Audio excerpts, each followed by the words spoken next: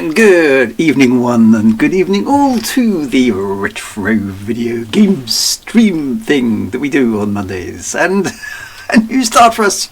We have dealt with the forces of goodness and got rid of the TIE fighters. And now we are going further back in time to the late 1980s. So fingers crossed, all will be good.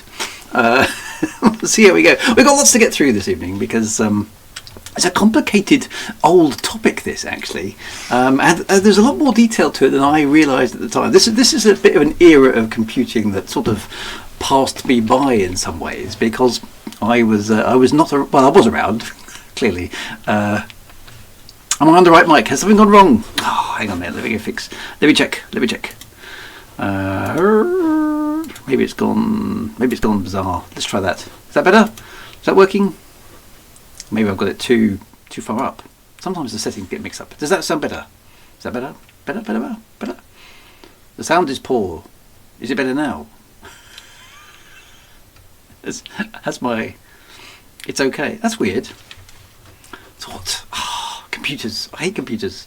It's better. There we go. Is it fixed? I'll start it again. The sound is poor. Well, it's clipping into the. It's better when you don't speak. Oh, thanks. It's clipping into the red, so that implies to me it should be about right. Just you're able to go too far into the red bit, do you? Anyway, is it okay? Is it all right now or not? Is it busted still? Ah dear. It says it's correct. It should be using the right mic. Computers. It's better. Good. Okay. Well, we'll live. It's okay. It is better. Excellent. Brilliant. Right. Well, let's get on with it then. Anyway, before we complain anymore, let's do the thing because the thing is the thing. Right. Who do we have this evening? Cyber Armies here. Good evening. Cyber Armies first in at 1925. What a good time to be arriving. Winterbucci BMGB is here. Of course he is. He's back twice. He's trying to get second and third place, which is just greedy, but we don't allow that sort of thing around here. So Top Shot sneak into third place. Good to see you. The Harkonnens are here. Radiant Invader Arrakis is also followed by the Arrakises. We need to fight off the invasions of the Harkonnens as well. Aerodion is here and says arguably the best version of Elite ever to be. Well, this is going to be interesting to see. Lumsace is here as well. Good to see you. Mad Monksoft is here. Poised as ever on Wikipedia. And we may need some Wikipediaing tonight, Mad Monksoft. Just stay tuned, stay poised on that keyboard because there's lots of details here which are interesting. And I'd appreciate your sage counsellors to some of these stuff. It could be interesting to see. Orchid Sean is here. Good evening from the far north of the far north. Always good to see you as well. Ethnification is here too. Sleepy D Wagon Man has woken up and is with us this evening as well. Commander Fearon is here, fearing nothing at all. So welcome to you as well. Good to see you. The damn bagpipes. Alas. Now I must admit I was tempted, but I thought even I think it's probably sacrilege to take Johann Strauss's definitive Blue Danube and subject it to being mutilated by bagpipes. I mean, it's bad enough me mutilating it in MIDI form, I feel, let alone doing anything with bagpipes. So I think, there's lines that need to be drawn, and whilst I do step across lines quite often, that's probably a line that even I could not step across. Latty __ is here as well. Good to see you. Oh, the Ugly Spirit is here as well. Good to see you. Who else do we have in the chat? Andy P783, which rhymes, so important to mention that. He is here as well. And we have the Haunted Loaf. The Haunted Loaf.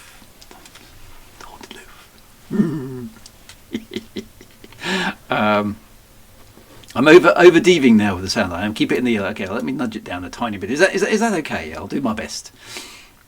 Use the left mic. Well, I've only got one mic and it's directly in front of me, so that doesn't help us. You guys complain? No, surely not. Commander Tragic Blue is here as well, sneaking in. It says 5x5 by Cyber Army. Exit. Oh, and Cyber Army was here first. Okay. Triple I Misfit is here as well. Good to see you. Thank you very much indeed. Grondigan is here. Gronda. Excellent. Right. Well, it's okay. It's working.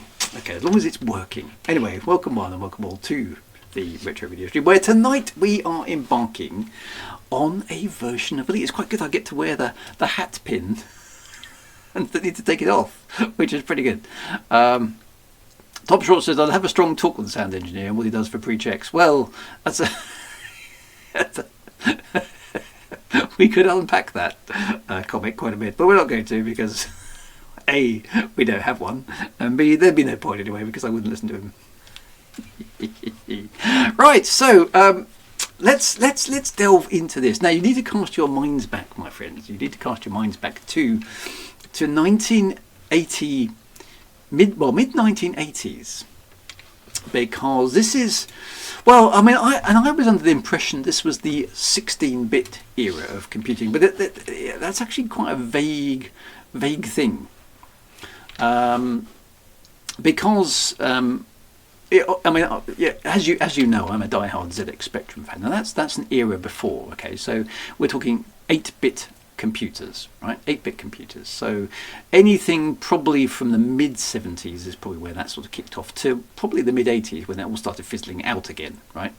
Is the 8-bit era. Now you're talking ZX Spectrum, obviously the best one, as we all know, and I'm sure you all agree. Then there's sort of pretenders to the crown like the Commodore 64 and the BBC Micro, things like that. Lesser machines, I'm sure you'll agree, but yeah, worthy competition for the Spectrum. And then there's a bunch of I'm going to start a nuclear war. Probably less dramatic. Excuse me. The playground fights still go on to this day. But no, joking aside, yeah, so all were the 8-bit computers. And then there were other things like Auric 1s and Jupiter Aces and what else was there around? There was the Mattel Aquarius, which was rubbish. What else was there? There's the Dragon 32, and then I think there's a Dragon 64 some point later on. So there was a bunch of 8-bit machines, and prior to the sort of famous ones that we all remember in the UK, there were a bunch of American ones as well. Things like the Apple II and the Commodore PET, and what was the other one? The TRS-80. So there's a bunch of machines in that sort of that sort of era. Oh yeah, and the TI-99/4A actually. TI-99/4 and then the TI-99/4A. There was the Atari 800. And the Atari 400, and obviously things like the ZX80 and ZX81 and stuff like that. So all of those machines were the 8-bit computers, and then the sort of 16-bit era started, and I always thought about it as the 16-bit era, but it's a bit hard to define where sort of the 16-bit and 32-bit stuff started getting a bit blurred. Lati says, don't forget the Swedish computer, the ABC-80. I haven't even heard of that. So another 8-bit computer I haven't heard of. But the 8-bit computers were pretty much characterized by generally having sort of, they started off with just a few K of RAM, and then they got to 16K and then 48K. Some of them had 64K, hence the 64 with many of the names. And they sort of ended up with about 128K of RAM, accessed by paging memory and things like that. Oh yes, the Amstrad CPC 464 there was, and the PCW, that was the word processor using CPM. And that's right, some of them had up to like about 512, or was it 512? Was that half a meg of RAM in an 8-bit computer? That's quite impressive, actually. Auric Atmos, I think, came after the Auric 1, if I'm remembering correctly. So there's a whole lineage of computers. Now, most of these died a horrible death, didn't they? The only ones that really survived for any length of time, I think, were the Spectrum, which obviously was bought out by Amstrad eventually. The Commodore 64 went on for a long, long time. The BBC B was replaced by the BBC Master and lived on for quite some time. But all the others, the Dragons, the Aurics, the Jupiter Aces, they all died a death fairly fast because there just wasn't enough sort of software support for them. So it was an interesting time, but there were all these vast different types of computer, all vying for kind of success. And yes, they had 3-inch discs, didn't they? The precursor. Well, they weren't even related, I think, to the 3.5-inch discs, totally different sort of standards. There was a lot of competing different types of things. Even the ZX microdrives, which were, and even as a die-hard Spectrum fan, I have to admit this, were absolute crap. It was quite a good idea, but it didn't work. So yeah, so it was an interesting time. None of these things worked with each other. You know, the Spectrum was utterly incompatible with the Commodore 64, which was utterly incompatible with the BBC Micro, etc., etc., etc. No standardization whatsoever. So yeah. If this is why I think there's so much kind of tribalism around these 8-bit computers, because there was no choice. Once you were in one camp, that was it. It was a total walled garden, because there was no compatibility outside your camp. You couldn't swap a game with your Commodore 64 loving friend. You know, it just wasn't a thing. You just couldn't do it. So you know, there was a lot of rivalry simply because once you're in that place, that was it. You know, the peripherals, the software, everything was unique to your machine. So coming out of that era in the sort of mid-80s. You know, the problem with 8-bit computers was that there wasn't, you know, they didn't have vast amounts of processing power, and they didn't have vast amounts of memory, not that they could easily access. So the 16-bit era, or what's kind of the 16-bit era, followed on quite rapidly from the 8-bit in that period of time. So the key machines that most people remember from this era, of course, are the Commodore Amiga and the Atari ST. Now, those two were probably the definitive machines of the era, the ones that most people remember. And in some ways, I mean, the Commodore Amiga is clearly a natural progression from the Commodore 64. I think if you were a Commodore 64 owner, you had a fairly clear kind of upwards migration path to the Commodore Amiga. I think it's unlikely, I don't know, maybe you tell me otherwise, but I think it's unlikely that anybody with the Commodore 64 would have gone, nah, I'm going to have an Atari ST, right? I think, and dare I say it, from what I've read, and I've never owned a Commodore Amiga or an Atari ST, and I didn't use either of them for any length of time. I played a few games on them that my mates at university had, but I remember the arguments in the in the university canteen between the Commodore Amiga and Atari ST owners, and it was exactly the same as the ZX Spectrum versus Commodore 64, just with different names and different numbers. So there was intense rivalry between those two machines. On paper, from what I've seen, the Commodore Amiga wins by some considerable margin, because it has, as Commodore did with the 64, really, it has custom chips specifically designed to do clever stuff like graphics and sound and various other bits and pieces. So on the face of it, the Amiga looks to me to be the superior machine of that era. But the Atari had a lot going for it. I think A, it was cheaper, which is always a good thing, and B, it had built-in MIDI support. So I think a lot of sort of musicians rather liked it for that particular reason. You know, but in some ways quite comparable machines, and others not quite good. So yeah, and the poor Specky owner was so the Commodore 64 owners could move on to the Commodore Amiga. That felt like a natural step, right? I'm guessing anybody who did have an Atari 800 or 600 or 800 or 400. I don't know anybody in my collection of sort of retro friends who actually had an Atari 8-bit computer. We certainly remember them, but I don't really remember anybody actually using them or owning one. We were all we were in three camps when I was a kid. It was basically Spectrum owners. We were the poor kids. The Commodore 64 owners were the slightly better off kids, and the BBC owners were the posh kids, right? That was just how it worked. So Commodore 64 to a Commodore Amiga, fairly obvious. I'm guessing anybody who did have an Atari 8-bit computer probably went for the Atari ST, but I think the Atari ST mopped up quite a lot of Spectrum owners as well, because alas, there wasn't really an upgrade path for the Spectrum owner. The Sinclair QL, I mean, Clive Sinclair.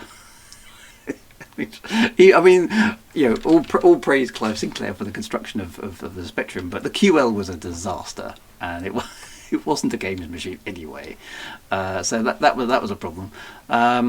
and he got a bit distracted by making really rather rubbish EVs in the form of the Sinclair C5, which was maybe the right idea, but like about 40 years too early. So that didn't work. And he lost a lot of money and eventually sold out to Amstrad.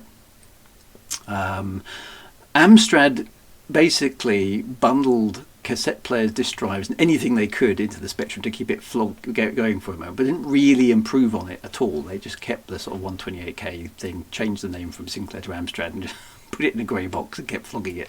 And it sort of died a death. I think the Spectrum, from a commercial perspective, died a death in around the early 90s, probably 91 or 92, and that was the end of that. And as Wintermute says, the QL wasn't a business machine either. Because it still had microdrives, and it wasn't finished, and it was all, it was rushed to market, and it was a bit of a disaster. So, the QL is probably a subject for another stream, but it's not the subject of this one. There was a computer called the Sam Coupe, which sounds, or as the Americans would probably say, the Sam Coupe. We said coupe over here because we're European, or at least we were then. And the Sam Coupe was sort of. It wasn't an official successor to the Spectrum, but it was sort of a successor to the Spectrum. But it suffered from a few things. Nobody was prepared to write any software for it. It wasn't nearly as fast as the Atari ST or the Commodore Amiga. It was exactly as expensive, and it didn't have backward compatibility, at least not fully, with the ZX Spectrum. I think it can run 16 and 48K software, but it couldn't emulate or retro run the 128K environment that the Spectrum had kind of most at that point. So unfortunately, the Sam Coupe wasn't a commercial success, and so the legacy of the Spectrum sort of commercially ended at that point, leaving the 16-bit machines to come and carry on. Now, owners of the BBC Micro, on the other hand, did have an upgrade option. They had a computer, which is going to be the subject of our stream going forward, which is the Acorn Archimedes. Now, this is actually a fascinating machine. Now, I'm fortunate, in fact, that one of my mates at university had one of these, and he was absolutely insufferable about it. And I remember this very, very vividly, because he would go on at length about how much more superior the Acorn Archimedes was than anything else on the entire planet. No matter what it was. And I remember thinking at the time, well, that's just nonsense, a load of rubbish. Now, what's interesting to me now, pretty much, what are we now, 30 years down the road, is actually he was bang on. It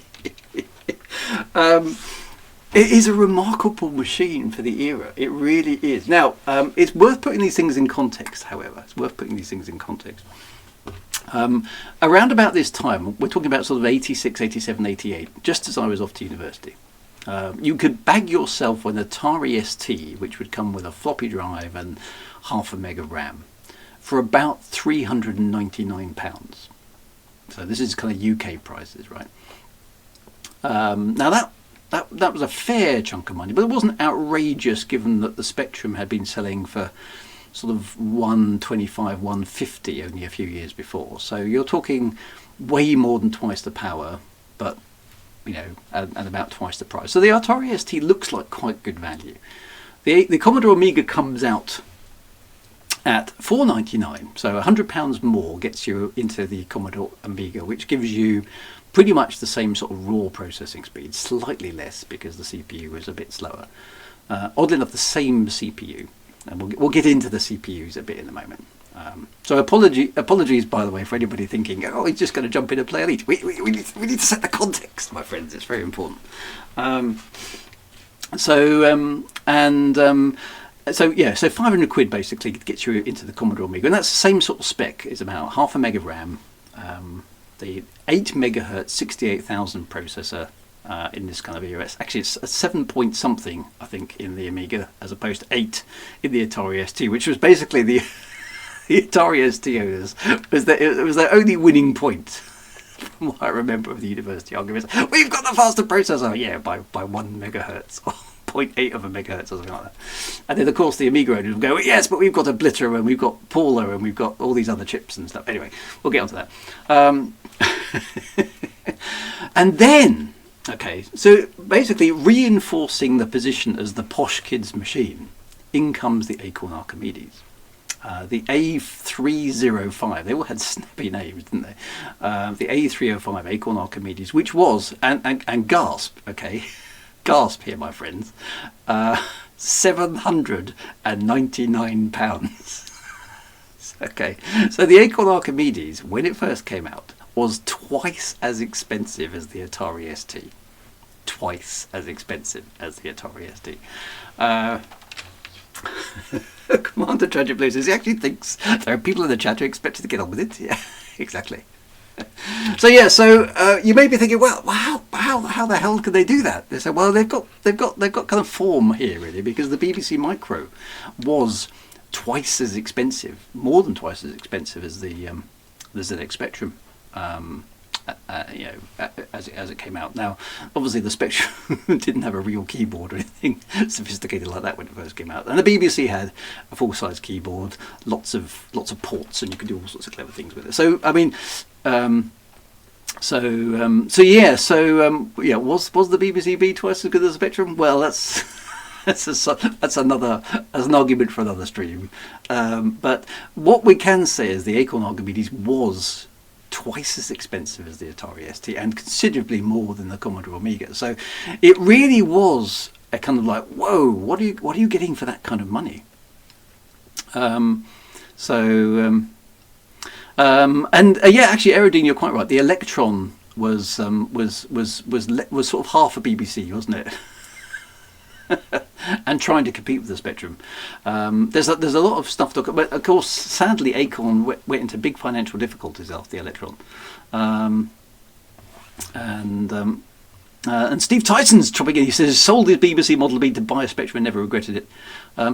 So I mean, the Spectrum sold, I think, something in the order of 5 million units throughout its life cycle. I think the BBC was only about 500,000. So by that measure, the Spectrum sold something like 10 times as many copies of itself, as it were, than the BBC. But and the Spectrum software library was vast. It was huge. And in specific things, you can make comparisons between all of these different computers. The interesting thing, I think, the one thing, on a serious note, that I would say about the ZX Spectrum is actually, when you look at the hardware, it is way less capable than either the BBC B or the Commodore 64. Sinclair's philosophy was basically make it as cheap and cheerful as possible, but they did successfully undercut both the C64 and the BBC consistently, and I think the fact that the Spectrum didn't have any custom graphics hardware, and it didn't on its initial run have any sound mechanisms other than a beep, forced the games designers to basically invent everything.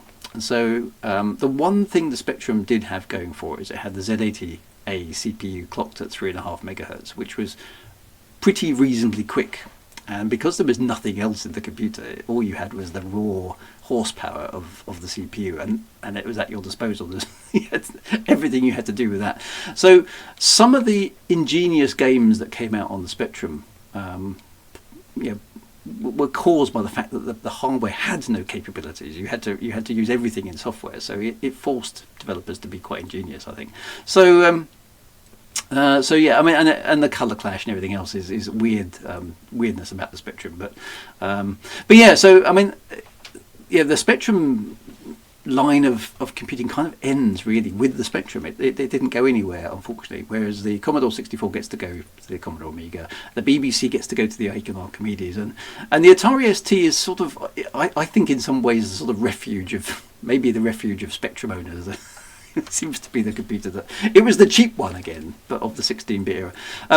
Obviously, I have to also mention in passing that there were PCs around about this time as well. So the PC was not yet the force it is, or would become in the 90s. The PC is the PC does exist. I mean, the PC existed from the early late 70s really. In its original form, it was a 16-bit machine, only clocked at 4.77 megahertz back the first PC, and those kind of things, were in that sort of era as well. But the PC at the time was a very dull machine. It had no, well, unless you put a supporting graphics card in it, it didn't have any graphics. It didn't have any sound.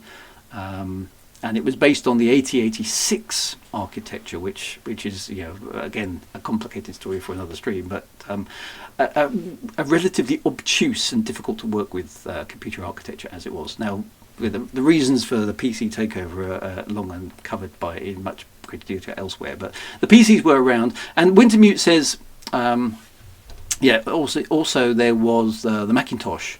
So the early Macintosh machines were out at this point as well, and whilst they were lovely, and I remember using them at university, and they were really rather swish machines, they were insanely expensive. So you've gasped already at the price of the Acorn Archimedes at sort of £800 in 1987 money. Right, literally hold on to your hats as the Apple Macintosh. Which was a black and white computer, right? They didn't even have colour, very basic sound capabilities, but did have that amazing WYSIWYG kind of user interface, which at the time was all kind of like shiny and new. Over £2,000, right? Over £2,000, and that only got you 128k originally, right? They quickly stepped it up to 512k, half a meg. But yeah, I mean, wow. And it's still the same today, right, with Apple. It's like, tell you what, what's a reasonable price we should be charging for this thing with a bit of margin? About that much, sir. Right, times it by 2 and put it on the market. But people did. People bought them. So, I mean, are they wrong? But anyway, now what is interesting about this? Okay, so let's talk about technicalities for a small moment of time, because the 8-bit computers were primarily centered around two chips, one of which was the Z80, or the Z80A most commonly used, which you found in your ZX81, ZX80, ZX Spectrum. You found the Z80 in the Amstrad CPC. You found the Z80 in the Mattel Aquarius. You found the Z80 in what else was it running? It was in the Jupiter Race, I think. I think the Oric had the Z80 as well. So lots of computers use the Z80. Lots of computers also use the 6502. So the 6502 was another 8-bit processor which was in the BBC B. It was a modified version of the 6502 was in the Commodore 64 called the 6510, which was basically a 6502 with some extra bits. Blue Ganymede, yes, you're quite right. Sinclair was acquired by Amstrad in the mid 80s. So 6502 and the Z80 were kind of the premier 8-bit chips. There were others, but those are the kind of the main ones. And the Z80 was particularly known for running the CP/M operating system, so kind of pre-DOS there was operating systems, and CP/M was one of those. And you find the C60, yes, right, Matati, you find the 6502 in some of the games consoles, and the Z80 as well. They were very, very common in those computers. Now, there were two main chips for the 16-bit era. And when I say 16-bit era, it's a bit blurred here because they sort of were 32-bit as well, sort of. But we're going to call them 16-bit for the sake of this stream.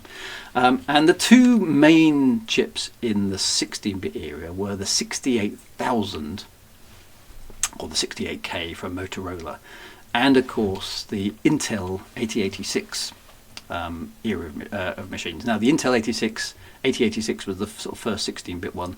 Then they became the 8286, and then the 8386, and then the 8486. So they were very, very imaginative, Intel.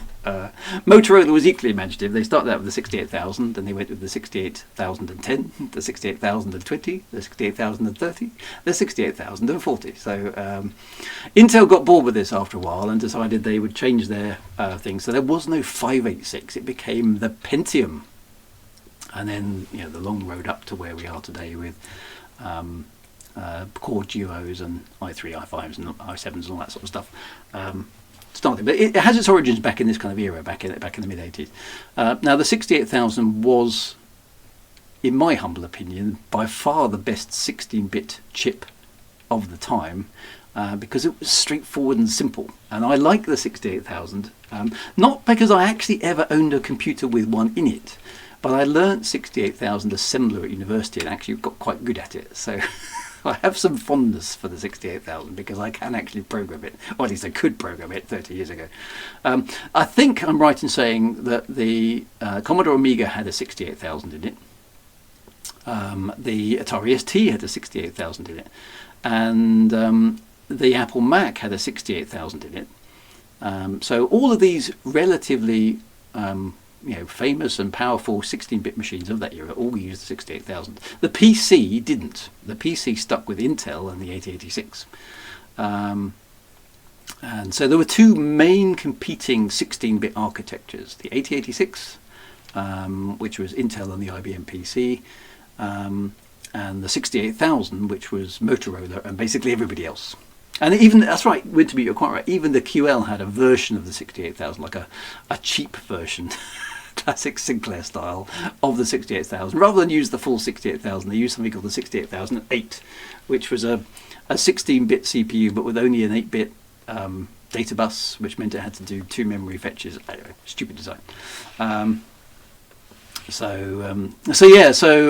interesting time. And on paper, the 68000 wiped the floor with the 8086 in terms of programmability, memory access, etc., etc., etc. Which is a real shame because the 68000, alas, was destined never to win. And after the 68040, it was game over for the 68000. But at this point, everything looks optimistic, right? Everything looks really optimistic for the 68000. But then, out of the darkness, from stage left, totally unexpected, comes the Acorn Archimedes. Now, what did the Acorn Archimedes use? Did it use the Z80? No, of course not. That's an 8-bit CPU. Did it use the 6502? No, don't be stupid. That was what was in the BBC. They must use something better. What did they use? Did they use the 8086 the same to maintain compatibility with the PC? No, they didn't do that either. Did they use the 68000 because it was the best 16-bit CPU of the era? No, they didn't. What did they do? Well, Acorn did what Acorn does. They made their own CPU. They made the ARM CPU, the famous ARM CPU. They took a risk. Very good there, Frank Miner. They did indeed. They made their own CPU. And the interesting thing about this is that this is a major departure from the way microprocessors were made up until that point. The ARM2 is the first reduced instruction set computing chip that was commercially successful. So that's quite right. They all took a risk. Risk computing. Now this was a big thing when I was at university. The arguments between Commodore Amiga owners and Atari STOs were going on in one corner, and then the arguments between RISC and CISC computing were going on the other. So basically, all of the other chips we've talked about so far, the Z80, the 6502, 68000, the 8086, all of those were complicated instruction set or complex instruction set computers, CISC as the abbreviation is known. And basically the idea there is you basically have lots and lots and lots of instructions that the chip can do. So you have your normal arithmetic deductions, add, divide, subtract, take away, all those kind of things. But you also have more complicated instructions to do with moving blocks of memory around, doing clever maths on things, transforming things and so on and so forth. And these complex instruction set computer processors had lots and lots of different complicated instructions and ways of doing things. Some of those instructions took multiple clock cycles to execute. So if you've got your chip at 8 megahertz, so it's doing 8 million things per second, but it might take 2, 4, 8, even 16 clock cycles to get one of those instructions to execute. Now the Acorn folks have gone had looked at this and gone, well, what if we make the chip super simple, or as simple as it possibly can be? Can we improve on this? So what they basically did is they went through every instruction, basically said, we don't need that. We don't need that. We can do that with other instructions. We can do that with simpler instructions. And they built a chip that every single instruction that it could execute would execute in one clock cycle. So no matter what you did with the chip, one clock cycle is all it took to actually execute it. Now what that actually meant was that the chip was considerably simpler to manufacture, but also if you could get the code right, it was insanely more efficient than the the complicated instruction set computers. So believe it or not, for particular types of operation, mostly maths related, the ARM2 chip, which was, when it was put in the Acorn Archimedes, was running at 8 megahertz, like everything else was pretty much, meant that it was 3, 4, sometimes even 5 times as fast at that clock speed in actually doing stuff than the complicated instruction set chips were. So you had a chip here that, with the right software and the right coding, really punched above its weight. And I've got a little graph here, I'll show it to you, because I was doing a bit of research on this. Because I remember my mate at university boasting about this, right? And he was insufferable. It was just, everybody hated him because he was always going on about how good the ARM chip was, and it was utterly better than than everything else. But it turns out he was right. which is kind of annoying to note after all this time. So here we go. Look, so here's the comparison, right? This is MIPS, so it's kind of a measure of computer horsepower. The scope of that explanation is a little bit beyond you, but this is interesting context for what we're talking about. So there you go. Right at the top there, we've got the Z80 Spectrum. What a machine! It was running at 3.5 megahertz, and it's got a approximate MIPS of about 0.3. The original IBM PC there, the 8086, so that's it's the first 16-bit machine, 4.77 megahertz, running at about half a MIP. Okay, so it's not actually all that much more powerful than the Spectrum. The Atari ST and the Amiga 500 there coming in, around about 0.8, 0.9. The Amiga gets a bit more because it's got some supporting tech, right? So it's actually optimized for these sort of things. Even a higher spec PC of the era, the 8286 is at 12 megahertz, is coming in about 1.5.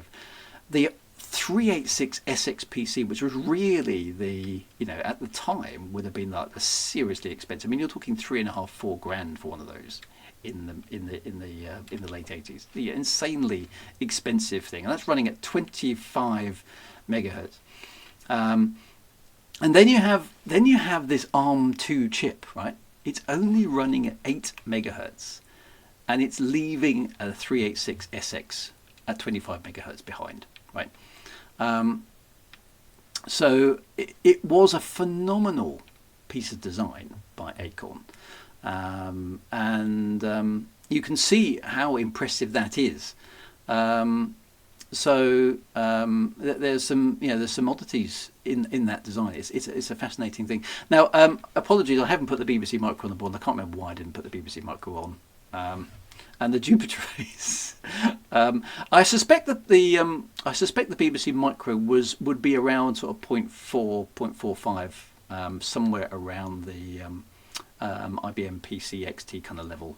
It was a 2 megahertz 6502, and the general rule of thumb is that the 6502 for each megahertz was about twice as fast as the Z80A. So a 2 megahertz BBC Micro would be equivalent to a 4 megahertz Spectrum. So the BBC should have been a little bit more powerful than the Spectrum on this chart. But yeah, the ARM2 is an insane processor for what it is, running at 8 megahertz. Okay, so it really was a genuine step change in performance. Okay, yeah, you're paying a lot of money for it, right? But just look at the chart. I mean, just see where it sits. It's faster than the PCs of the the really expensive top-end PCs, and you need a 386DX, i.e. a fast clocked 386 with a coprocessor to beat it. Okay, it's mad. And then obviously, as we know, the PC era shot off, and then the 486 is eclipsing it by a long way, and then the Pentiums wiped out. But so the ARM at this period of time was a dramatic step change in performance. Now the legacy of ARM is rather interesting. If you've got a mobile phone or probably any mobile device, and quite possibly any PCs will probably have these in them as well as supporting chips out there, they almost certainly have a descendant of the ARM processor in them. Okay. ARM devices, they were super low power as well as being ultra efficient, so they're perfect for mobile machines. The ARM legacy still lives on. So whilst there is no desktop ARM computer anymore, the Acorn Archimedes, alas, didn't really go anywhere, and yet the legacy of ARM lives on. So there's an interesting legacy from this period of time. The ARM chip, through many generations, still exists today, and you've almost certainly got one in your mobile phone today. So it's still there. If you've got a Samsung or an iPhone, any of those things, the ARM things. I don't know. I suppose the Raspberry Pi is ARM based as well. So you might, if you've got a Raspberry Pi, you use it as a desktop, maybe that counts. The RISC philosophy was extended by quite a lot of companies. I worked for Sun Microsystems, as some of you know, and they had RISC processors in their Spark series for a long time. Apple went over to PowerPC, and so on and so forth. So the legacy here is that the ARM chips actually, they're probably in more devices today than than Intel chips and AMD chips, but simply they've found their niche better in the mobile world than they did in the power desktop world. So and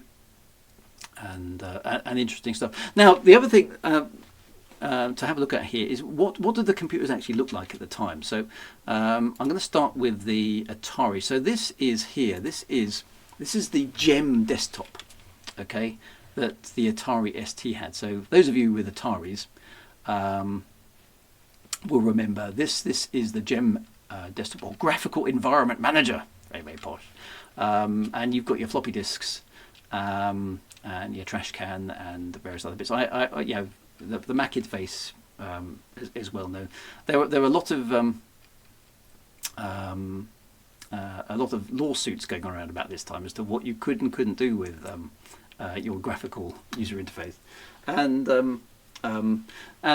Mac obviously is the one that most people think was the first one, but of course it kind of wasn't, because I remember working at my first industrial placement when I was at school in the mid-80s, and they had Xerox machines and they had GUIs back then as well, but long before the Mac came out.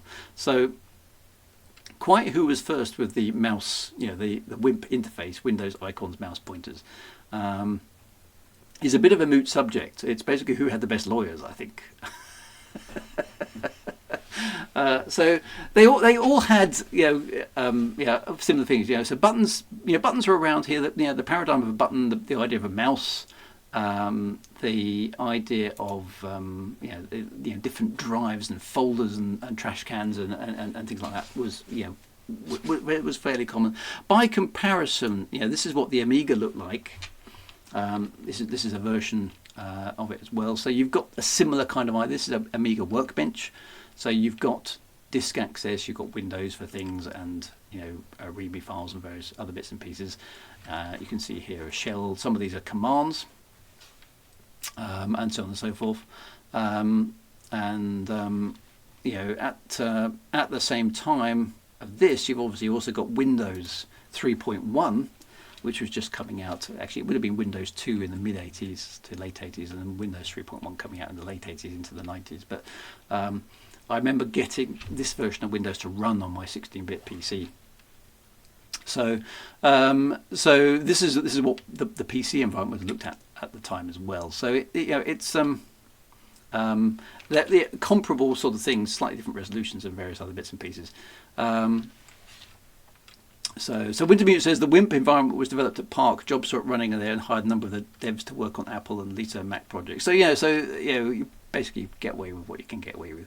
Now, comparing all these is interesting, but we're here to talk about the Acorn Archimedes in particular, and why is that? And we're obviously going to be playing Elite on the Acorn Archimedes. So let's go and have a look first at the Acorn Archimedes GUI environment.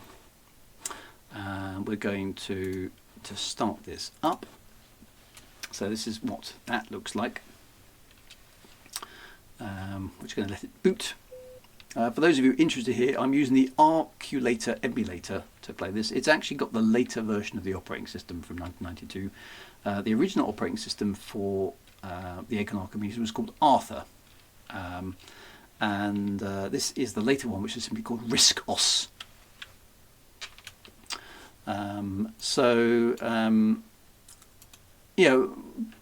Looking at it with modern eyes, of course, it looks laughably primitive, but this was quite big league stuff, right? Of the time. So these are your icons for the drives. So what we have here is this is the main drive, you've got kind of the classic paradigms for Windows. It's all a bit primitive, and I'm not quite sure if I'm doing this correctly because it doesn't quite work the way I expect it to work. But I think that's mostly because I'm coming from a Windows environment. So here are some apps built in. So I've got basic windowing stuff. I've got a paint application, and this is interesting compared to Windows. When you start it, it doesn't pop up as a window. It appears on the taskbar as a running app down here, and I actually have to click in it to get it to appear. But the same sort of fundamental things that we're used to nowadays works. We've got a user interface.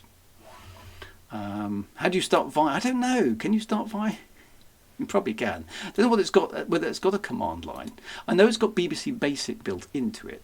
So here's some color management stuff and so on and so forth. That's a very simple app. We've got some built-in stuff. So you can see the sort of basics of what we came to use. Notice that the paint application is still running, though I've minimized it. So this is your list of things. When I close it, it's not actually closing the app. It's just sort of minimizing it. It's still there in memory. I've got 3 mouse buttons for this. So the left mouse button effectively activates the app. The middle mouse button gives you options for the app. And then the right mouse button at the moment also opens it. So in order to quit it, I have to press the middle mouse button and then select quit, which is a bit weird given the Windows paradigm we're used to now. But it works. It works. I don't know what these ones do. So that's palette mode. And what's in? Oh, okay. So here I can choose the different modes. So I'm in a mode 12 here with 16 colors. I can have different modes depending on what I'm doing, presumably to save memory and do different kinds of apps.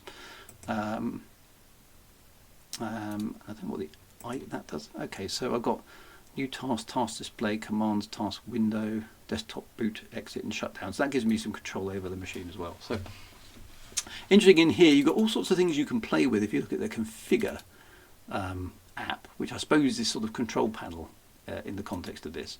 So I've got disks, I've got the option for networking if I've got the thing plugged into some sort of networked printer, memory, keyboard, mouse, screen, fonts, applications. So if we have a look in memory, for example, I can play around with the amount of memory I've got available and assign it to different things, which is quite neat.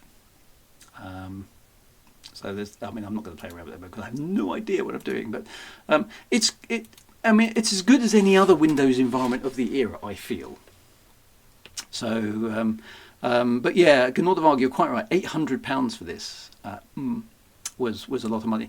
Now, alas, the Acorn Archimedes, in terms of its hardware, didn't have that much else going for it. It didn't have any custom hardware like the Commodore Amiga had. So there was no blitter and there was no particularly amazing sound chips and so on and so forth. But it did have a lot of basically it was a raw horsepower machine. This is a dragster versus the Commodore Amiga's sort of SUV type, where you can do anything. It's like a kind of more an off-roader type thing. The Atari ST was sort of your hatchback, and the IBM PC was some really boring van. It was just lugging around stuff in the background. The Acorn is the dragster. Okay, it's good at one thing. What's it really good at? It's good at absolute sheer horsepower. Okay, so for anything that takes massive amounts of maths, and you need to do that at high speed, this machine's your baby. Okay. Wintermute, you're entirely right. The Mac environment was superior and much more intuitive. You're quite right. So, I mean, I'll have to see if I can get a Mac emulator. Maybe we'll play with that at some point in the future. I must admit, the first time I encountered a Mac, I remember thinking, wow. I really was blown away by how it was just obvious to use. Everybody could use a Mac straight away. Nobody had to think about using a Mac. Nobody had to be taught how to use a Mac. It really was a good... amazing piece of design, that original Macintosh, back in that mid-80s period. They were phenomenal. They were lovely machines to use. And like you say, try doing desktop publishing on anything else other than the Mac. In this era, it was insanely hard work. Whereas the Mac just worked, and it was the first time we'd ever seen anything that just worked. Okay, they played on that advertising a lot, but back then, it really was true.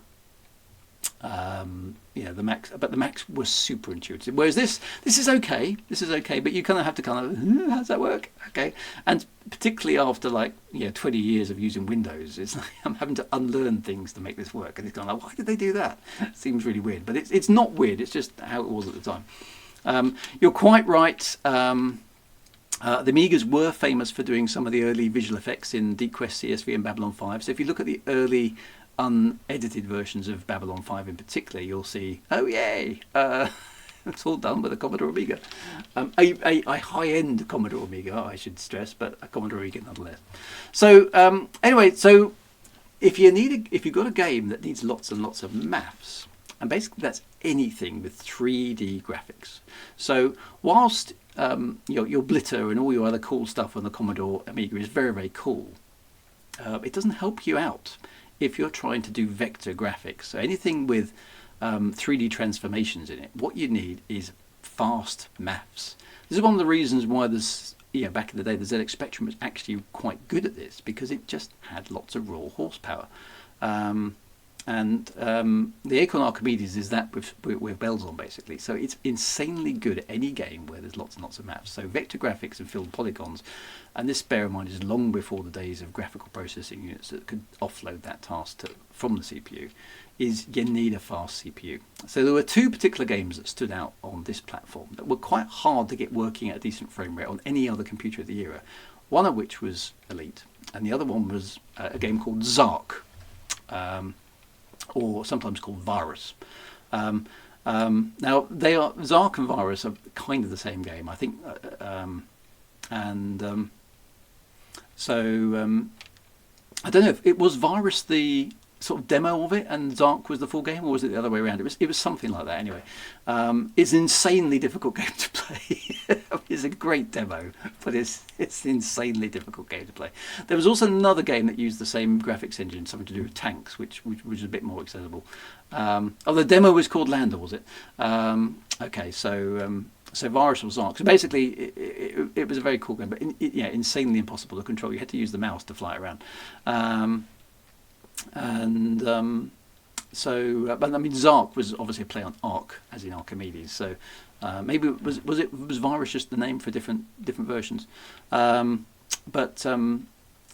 Because of the phenomenal mathematical process capability of the Archimedes, those games were possible. And yes, it was programmed by David Braben. So another claim to fame. Anyway, let's have a look at this. Now what I'm going to do is I'm just going to tell the emulator that I want to install a disk into the Archimedes drive. So I've just put the Elite floppy into the drive.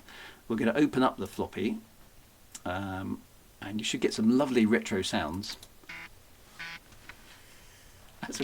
as we open up. So this is the contents of the floppy. Now this is interesting here because this is I think anything with an exclamation mark in front of it is effectively an executable program in Acorn Archimedes land.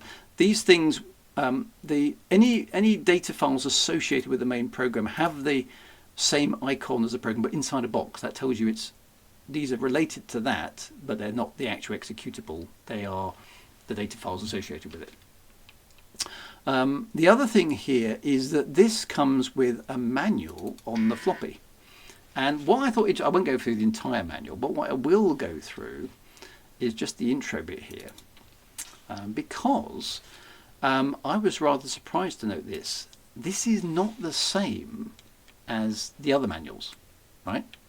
So all the other versions of Elite shared the Elite manual that was written by Robert Holstock, he of the Dark Wheel. This manual that's in here is not that manual. Okay, it does explain about the Cobra Mark III and various other things about the Elite universe. It explains about the consoles, explains about how stuff works and stuff. But this is not a like for like just text dump of the original Elite manual. It just isn't. It's entirely different. It's been totally rewritten from scratch. It doesn't bear any resemblance to the original stuff at all, which I was quite surprised at. Someone's gone through here and totally rewritten the Elite manual. So that came as a little bit of excitement for me. So I went through that looking for all sorts of things. And as it turns out, so this version of Elite, and let me get the information up because this was quite interesting as well for me as a kind of Elite connoisseur, I suppose, is that so it was a bottom-up rewrite of Elite. So this is not a port from the BBC or from the Atari ST or for the Commodore Amiga.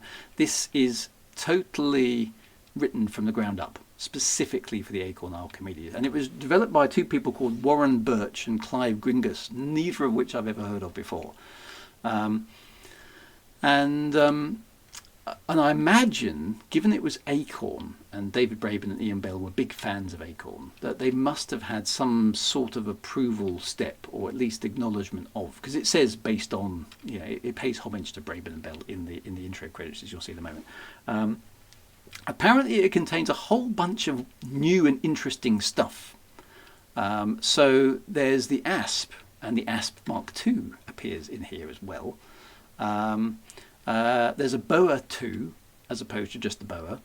A whole bunch of other ships as well called the Bushmaster, the Cayman, the Copperhead, the Hognose and the Moccasin, which have never, as far as I've been aware, been in any other version of Elite. And a ship called a Racer and a ship called the Arutu as well, which apparently is kind of similar to the Constrictor that appeared in the BBC version. Now the big selling point, no Panther Clipper Mark II, alas, no. The big selling point to me in terms of playing this game and why I want to spend a bit of time with it is Arc Elite is most famous for being the first non-player centric version of Elite. Now every other version of Elite up until this point, and that includes the Amiga and the ST versions, basically the way they're coded is that the ship that you're in actually never moves in the game engine. Okay, what happens? Everything, your movements, the ship, enemy ship movements, everything is basically a translation of the universe. The entire universe in the game engine revolves around a stationary ship, which is your ship. Okay, and that's the way it was coded. Okay, now you can check this out quite subtly by doing little things. If you fire a missile at the space station, I know it's a very dodgy thing to do, and we don't encourage that sort of behaviour. But if you fire a missile at the space station in any of the versions of Elite, other than this one, if you pitch up and down just before you fire the missile, you can get it so that the missile simply effectively goes into orbit around the space station, because its rate of turn if you get the angle right, is the same as the distance it's at from the station. So it goes into a loop and it stays there forever. Now, if you only pitch up and down, it will stay in that perfect loop. The moment you turn the angle of your ship, which of course should have no effect on the missile that you've launched, that loop breaks. Okay, the missile will start going in all sorts of weird and random directions and eventually smash into something. That's because you've actually, by turning your ship, you've moved the universe around your ship, because that's the way the game engine was coded in all of the versions of Elite. Now you may go away and try that at your leisure. Okay, I'm interested to try that in this version at some point, because basically in this version you're not the center of the universe.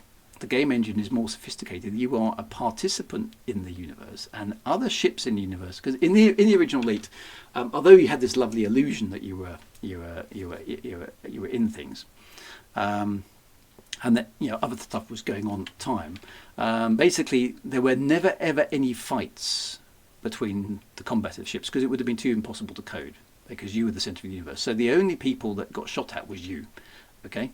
The only people that could be shot at in the Elite games was you. You were the only thing that ever got attacked. In this version of Elite, and I'm just reading here from the FAQ, you can encounter pirate packs battling it out for dominance in their private patches, traders under attack, Bushmaster mining vessels smashing asteroids into chunk and scooping up the pieces, Vipers towing disabled ships back to the station, Vipers flying information looking for some lawbreaker to fight, and even other ships like yourself. Cobra's armed to the teeth looking for pirates to fight to boost their elite rating.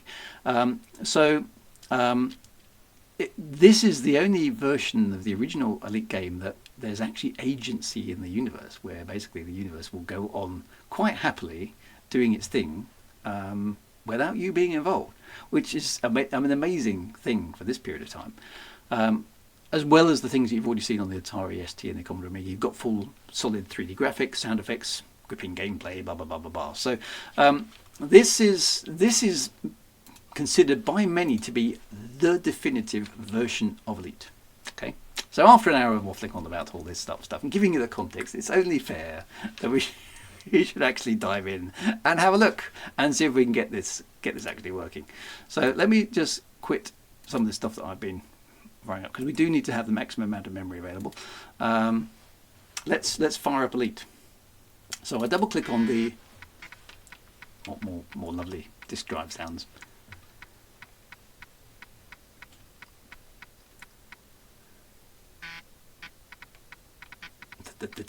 Right, there we go. Okay, so that's it loaded. This is the weirdness about this UI, that's loaded, right?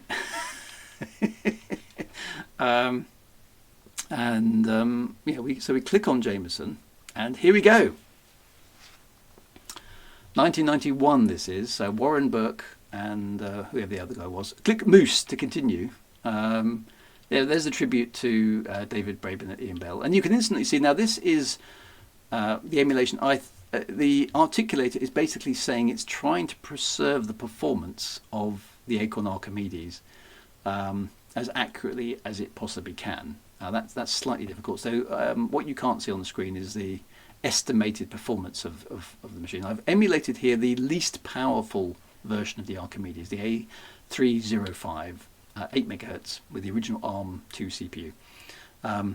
Articulator is reporting it's varying between 98% and 103% of the actual performance. So there's going to be a few variations in there.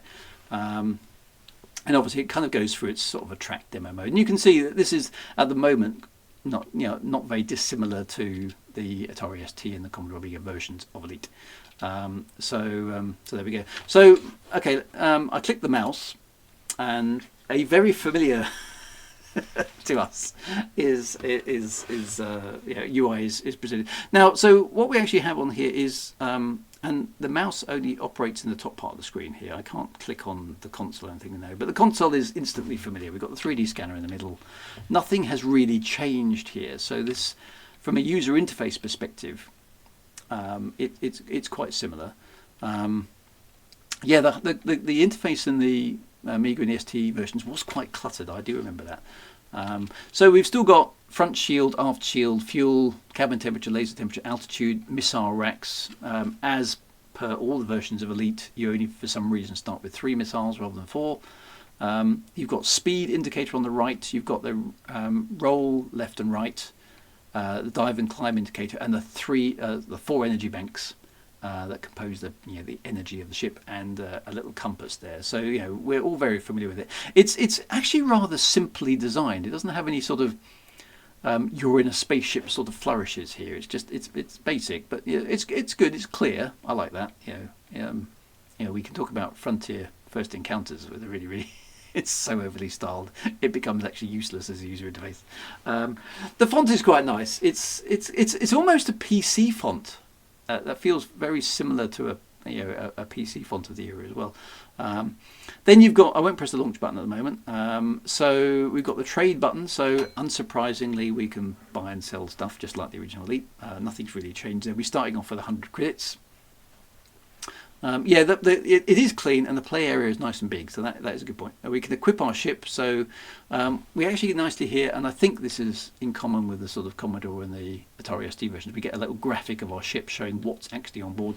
I noticed actually here that we can see that there's a pulse laser on the front, which has got twin cannons, which is quite nice. You can actually almost see the hardpoint idea coming along here. And we've got 4 missiles underneath, or at least 4 slots for missiles, and only 3 of them are full, so that's quite good.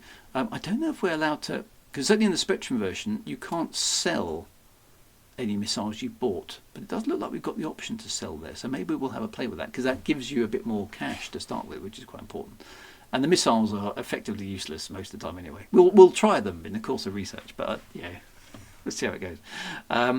Then this I thought was rather nice. This is the long range galaxy map, and it sort of gives you a hint of that you're actually in a galaxy. There's sort of background nebulae sort of going on. I don't think it has any effect on gameplay, but it is actually rather nice. And then you can click on stars, and I think I'm right in saying this is the same universe as we're used to with all the other, because these names all seem familiar to me. There's a Quiort there. Sotoku should be up here somewhere. Zades, Razar. These all sound vaguely familiar to me. And I think up here is the one that I had as my home planet. There we go, Tyamve. That's where that was my base of operations in the original Elite. So it's quite nice, that. Then you've got your short range chart, which has little circles here indicating your jump range, and then you can obviously click on things, and so things like Tion-Isla, Zeonce, and Deso, and Listi, and Recraft. We're going to have to go to Tion-Isla and see if anybody's implemented the Tion-Isla orbital graveyard. I suspect that's unlikely, but we're going to have to try, because research, right? Very familiar to anybody who's played the original Elite. So Lave here, if we click on the data button, this is again a nice little touch. It's got some background graphics just to kind of make you feel like you're in space. It's a rich agricultural dictatorship of human colonials. Lave is most famous for its vast rainforest and the Lavian tree grub, which is exactly what the BBC version would have said. So that's all good. Status here, which is pretty much where we came in. We have 100 credits. We're clean, we're harmless, and we have a pulse laser. We all know this. Hold. Hold as in cargo. Right. Okay. So cargo hold. That's interesting. I wonder why they put that. Probably for lack of space on the UI. We don't have anything in the cargo bay at the moment, and desk basically takes us back to the desktop, so we can just swap out, look something up in the manual. This is what's rather nice about this. If we need to, we can pop back out, look at something in the manual, and then go back into the game. So it's very swish. This is actually a rather like a Workbench and Gem is a preemptive operating system, so it's pretty sophisticated. We can run multiple apps at the same time without any worry about them interfering with each other, which is nice. So the first thing I need to do is figure out, because I've deliberately not played this yet. Okay, so I've got it working, but I haven't done anything at all with it. So you can enjoy my incompetence as I try to get to grips with how this thing works. I guess what we should try and do really is probably a little bit of kind of we'll try and do a milk run to start with, shall we? So I think we want to go to now my ZX Spectrum memory is basically saying go to Listi with food and vegetables and then buy some computers. Okay. I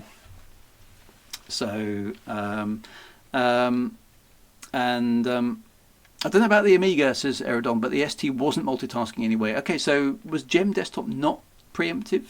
Was it more sort of cooperative multitasking maybe? But I know this is preemptive, so this is properly good stuff. This is preemptive, and the PC didn't get that until Windows NT 3.0, 3.5, which is a way down the road. So this is pretty big league stuff for the late 80s, early 90s.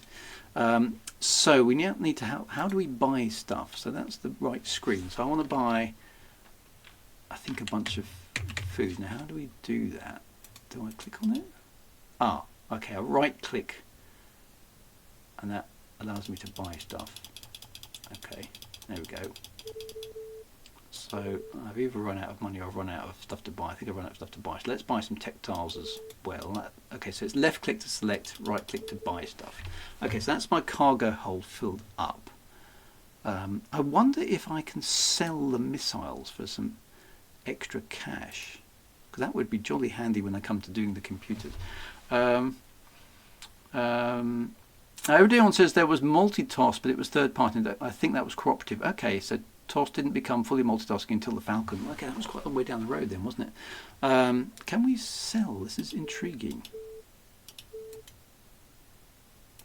But how would I sell? Do I sell? It does say I can sell, but I can't figure out how to. It's just beeping at me when I right click on it. I can't select that particular missile either. It does imply that I can sell it. It would be nice if I could. I can't figure out how to do it. Or is that the price? Or does that mean that's the price they will sell it to me, perhaps? Maybe I can't sell it. That seems to, because I mean I haven't got a fuel scoop, so that tends to imply that. Yes, I've tried right clicking. It just goes bing. So can I select the item missile? No, it doesn't allow me to do that. I wonder if I mean in all the other elites you can't sell missiles, so maybe I was being a bit optimistic. Right. Okay, so click on the ship missile. Yeah, I've tried that. So if I click on the missile, it doesn't do anything. Is there a manual? We don't read the manual around here. I mean, we could have a quick look. Okay, Bill, let's have a look at that. Maybe is there something in the manual? Stations, trading. Where would it be? Trading, maybe? Because it's kind of the upgrading, isn't it? You can return the missile to. How do we do it though? Okay, so is it trading? Would it be in trading? That's not really upgrading your ship, is it? The trade monitor. That's trading worlds. Yes, that's not really it either. Where's the subject on upgrading? So this is little stuff that's totally being. The Cobra Mark III has an offensive rating off-rat of 4.72. All these things are totally made up. Doesn't actually tell me anything about upgrading.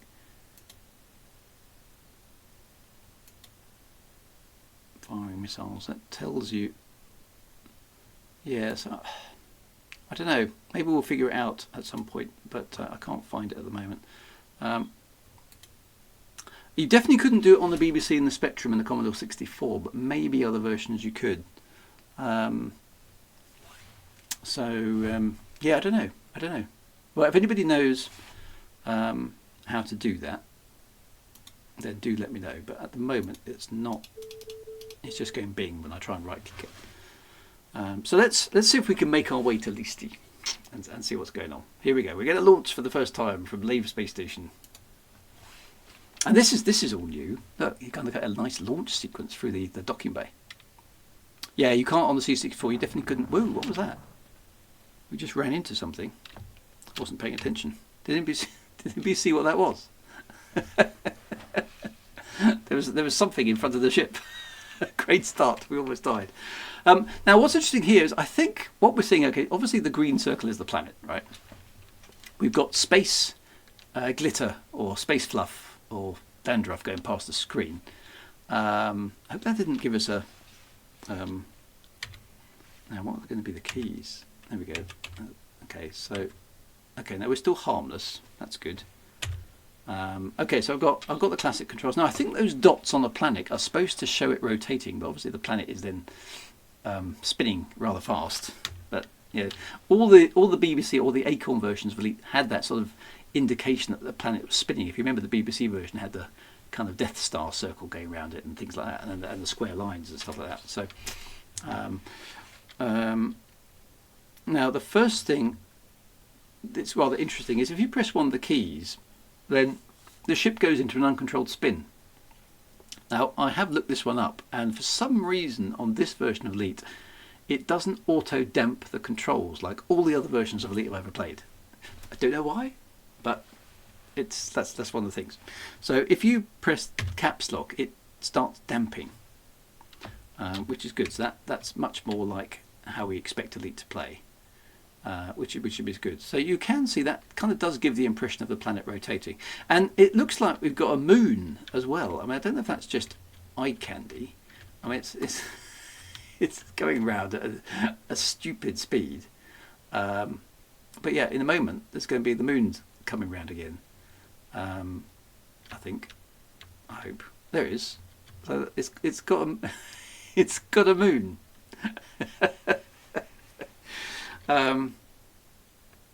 So there's the space station. So I think the first thing we should try and do is can we dock?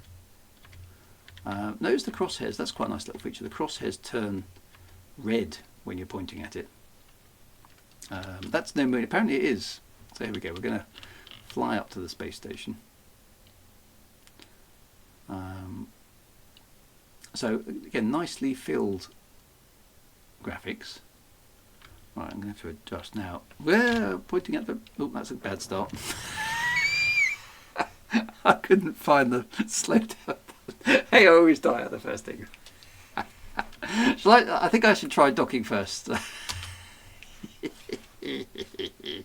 Totally binned it in front of the space station straight away. Let's try that again. That's just part of the course around here. Right, you come out. Interesting if you come out. Oh, that's the button. It's the slash button. So okay, we're a little bit further from the planet this time. Yeah, that is the moon just orbiting at an insane rate of knots for some reason. There's the space station. Right, let's be a little bit more cautious this time. Yeah, so obviously in all versions of Elite, docking is the most difficult thing you have to learn. So I've kind of screwed this up already a little bit. Well, there's the sun in the background. That's rather nice too. Look, it's all got flickery bits. I think I've already screwed it. Now I'm going to try the old 8-bit dodge on this. Is that basically if you go near the space station, fly towards the planet and then turn around, it should be approximately lined up, and it is. The space station always exactly faces the planet on this original version of Elite. So that's a useful thing to remember. So I should... Do I have to go slow? I don't know. It can be interesting to sort of see what criteria this version of Elite uses for docking. Yay! We docked. Excellent. Well, that worked.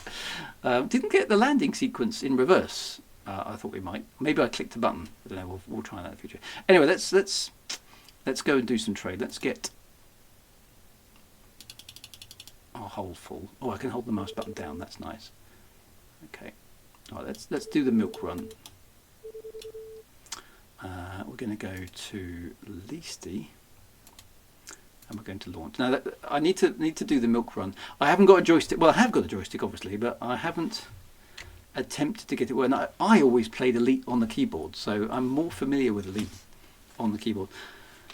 The non-damping controls could be useful for matching the station. Yes, yeah. So I must admit, actually, there's another ship doing its own thing. Look. So what is it? Have I got an ident computer? Oh, it's just flying around. What's that? Is that a moray? So it's another ship. And this is what I like. This is what's interesting about this version. Other ships are out there just doing their thing. So it's literally just flying around. So it is a moray. That's a moray. If you're playing a game and you're shooting at your friends, that's amore. If you load up an 8-bit and you roam the retro stream, that's amore. Oh, there's another ship. What's going on? There's all sorts of ships going on. I wish we had an ident computer. Is there any way to identify these ships in this version of the thing?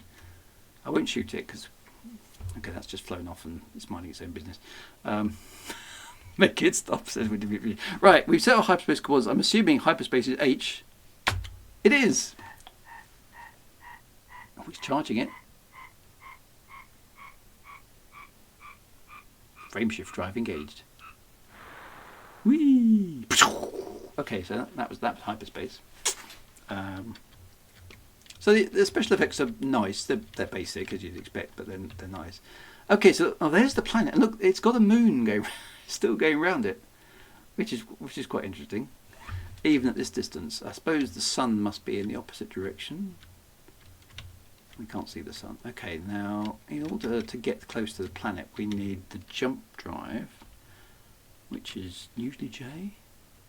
Yep, that kind of works rather like the elite version. Then we get mass locked if there's another ship.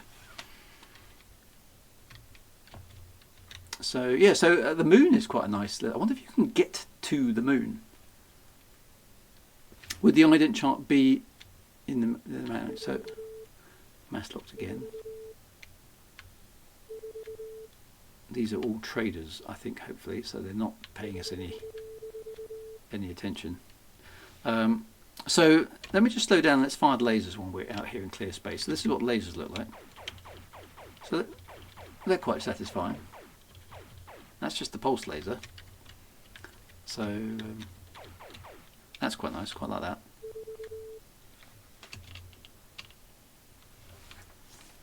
So my clearest memory of this version, says Chris, is that the higher grade lasers didn't fire any faster than the pulse laser. That's a bit of a shame. That's a bit of a missed trick, isn't it? Because you'd have thought the red lasers could be replaced by at least a different colour laser, even if they weren't more powerful sounding, because you want some visual indication that your lasers are more powerful than they are. That moon thing. Oh, look, hang on, look, a whole bunch of ships just appeared. Look, ooh, oh, they're having a fight. Look at this. Did you see that? Yeah, look. Oh, is it shooting rocks? I think it's mining. Ooh. That's very cool. Yeah, look. Asteroid miners. So they're actually flying around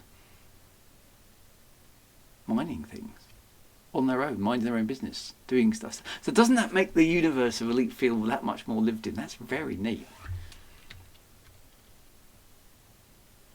So I'm going to leave them to it because they're just peaceful miners.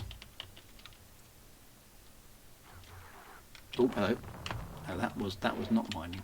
That was something else. Whoa, what's happening here? Oh, they're attacking me. Ah, that's not good. Okay, I'm already under attack, but by who? No, something is attacking me. I can't tell what though. Which ship is attacking me? It hasn't got an indicator on the HUD as to which ship it is, so I can't tell which is the hostile ship. Ah, boom. Okay, that's a bit brutal. Okay, this is going to be a long haul, isn't it? Okay, so we got jump. That was the hostile ship. Yeah, thanks for that. Okay, so it's a hostile universe in the universe of Elite Dangerous. I thought, at least he's supposed to be a harm kind of safe system. It always was. That was a bit brutal. Okay, let's try that again. It's going to take us a while to get anywhere on this version of the game, isn't it? This is how classic game was. It was pretty brutal. Yeah, that's it. We didn't even get to a save point. Harry Potter at large. Ognishawn, take it easy, my friend. I'll upload the VOD anyway, so you can enjoy the rest of my incompetence at your leisure. Right, let's try this again. I quite like that launch sequence, so we see a bit of the inside of the space station. That's quite nice. Right, so the short range chart is that one. Let's try going to Listi again. So we've got front view, we've got rear view, we've got left view, right view, all the stuff you'd expect in the original version of Elite.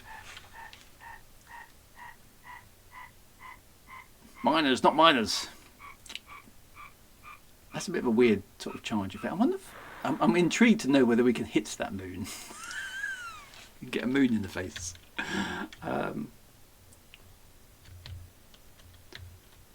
Right, okay, so right, let's not mess around. Let's try and get to the planet as fast as we possibly can.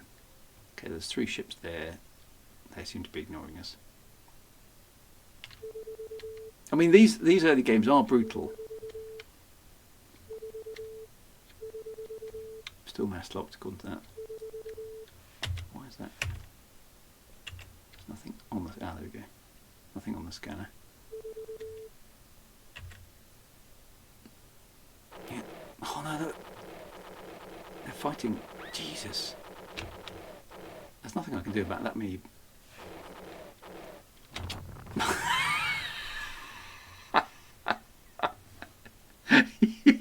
You get jumped in... Okay, so I'm gonna have to have a think about how we do this, because that's a safe system. You get jumped by 4 ships armed to the teeth, and they wipe you out. Is Xeon's not safer? Maybe it is. Let's see if we can figure this out. Maybe at least it isn't harmless in this system. Let's have a look. I thought it was data. So right. It's a poor industrial corporate state. Corporate state was the safest, wasn't it? Let's try Xeon's then. Not Xeon's. Xeon's is corporate state as well, tech level. So that will work too. Okay, well, okay. Let's go to Xeon's instead. It's supposed to be the safest environment. Okay, well, we're going to give that a whirl as well. So far, I'm impressed by what I've seen of the UI, but I'm a little bit concerned about the difficulty here. But presumably, this was just how it was. Maybe I just need to get good to use a modern parlor. Let's try going to Xeon's. I found my critics chasing me down and wiping them out. Chris says he did slave Xeon's as well. First time chat from Zips McGuire. Wow, I like the ARC version, it's better than the Amigas. Well, this is supposed to be, and thanks for the first time chat there, Zips McGuire. This is supposed to be the definitive version of the original. Oh, look at that. Original Elite. This is quite nice. We've got the planet, but it's in front of the sun this time, and the moon is going in front of the sun as well. I like the little bits of graphical fidelity this is offering. Oh no, this doesn't look good.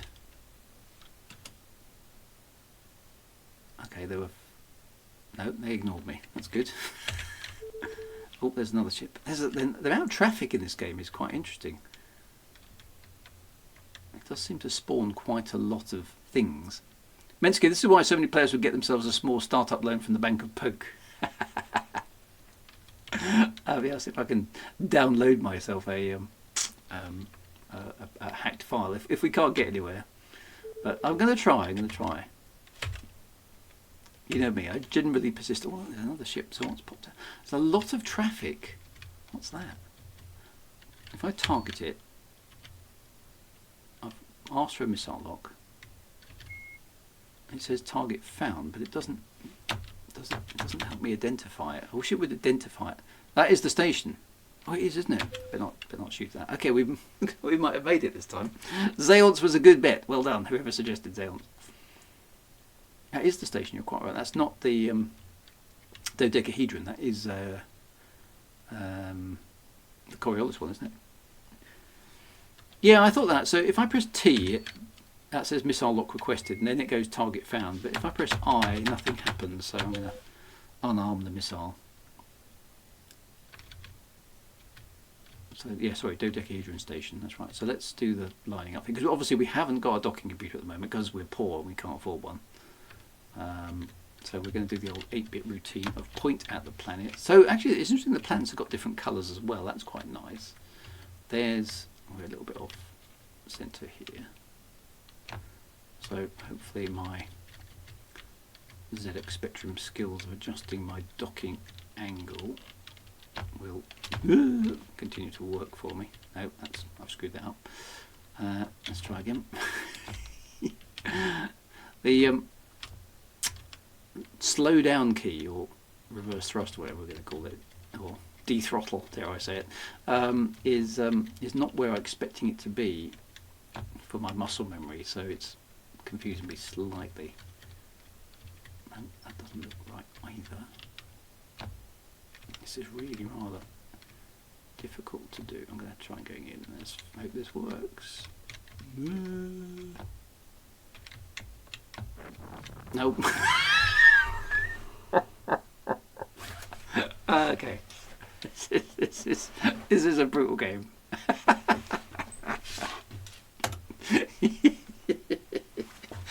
So, okay, my objective for this stream is to do a milk run and dock. Okay, that's it. I'm not going to try anything else. Ah, dear. This is quite brutal, I have to say. This is quite brutal. I don't even remember the BBC version being this brutal.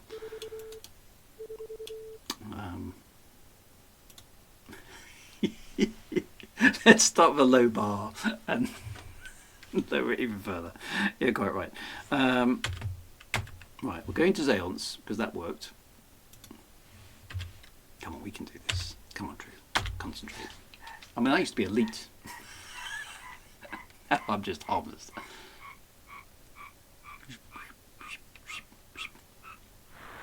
A bit of my ship got into the docking bay. You're probably right. Well, it spawned the planet in a slightly different place as well. That's quite nice. So it's not always the same, regardless of where you are. Docking was much harder than the Spectrum version. Yeah, I think with the Spectrum version, as long as you were roughly lined up, you were okay. Whereas this one, you have to actually get the horizontal thing correct as well. Ooh, that doesn't look good. Okay, no, I'm gonna have to try. Oh, this is absolutely brutal. I'm gonna have to fight here, but I doubt I'm going to survive. See, the moment you have an incoming missile, you're hosed pretty much, because you're gonna get hit.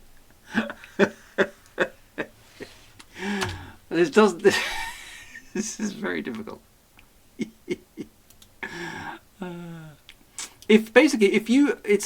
I mean, I don't know. I mean, people who've played this version tell me, but if you encounter a bunch of pirates at this point in time, I can't see really. I mean, you're outnumbered 4-1 there in a ship that's rubbish. I don't see how you can easily do that and survive that altercation. So I'm going to go back to Leasty, because I've got a feeling that it's just random chance whether we get those pirates or not.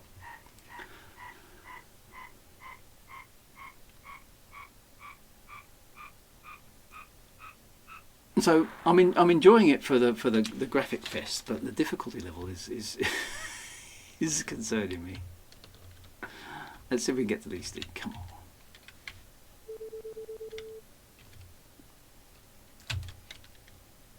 Missiles are useful for one thing. If you get an incoming missile, fire one enemy and hope they ECM them. That's true.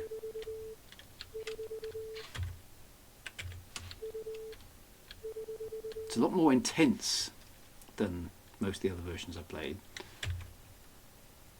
Okay, so there's some ships over there. Come on.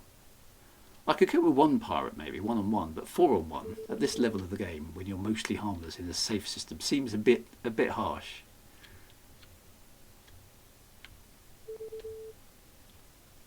And then you've got a dock. That's like, I've forgotten how brutal it was. Oh, that's asteroid miners, isn't it? It's cool to see though. Right, we're getting quite close to planet now. This is looking encouraging. So there's the space station. There's the space station directly ahead of us. Right, let's get this done properly. I'm going to be very cautious. If it doesn't look exactly right, I'm not going in. Okay, because reasons, right? We'll do some experiment. I'm curious to see whether the moon is just a graphical, because it always seems to be going around the outside of the planet. We don't. Have we seen it cross the equator of the planet? Did I remember to bring some colour? I hope so, did I? Yes, I did. I forgot there. Ah, no. So does the moon, if I fly around a bit, does the moon change its angle relative to the planet? Is it that clever? Game balance hadn't really been invented in the early 90s. So no, everything was just insanely difficult.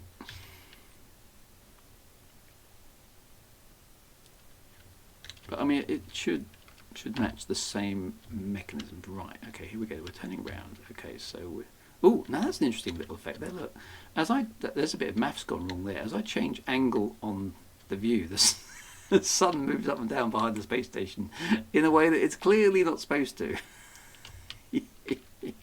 Okay, so there's a bug. We found a bug! Yay!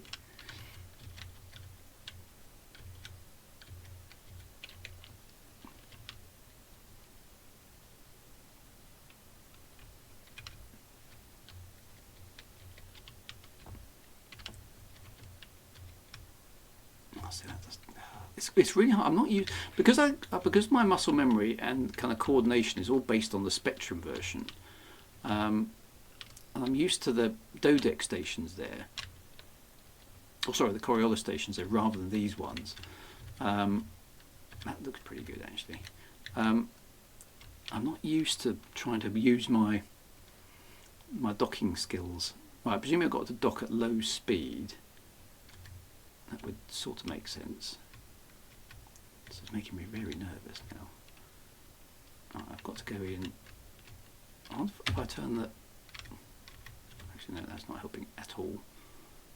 I'm going to just adjust manually. Come on. Come on. No. Yes! almost went badly wrong. I think I've managed it. That doesn't help when someone's coming out of the station. It doesn't, does it? No, that's very good. Right, let's sell our stuff. How do we sell it? Oh, I press the middle button to sell it.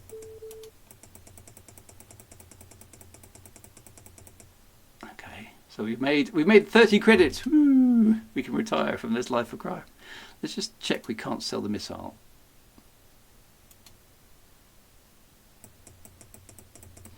No, it doesn't allow us to sell the missile. Okay, now I need to figure out how to save at this point.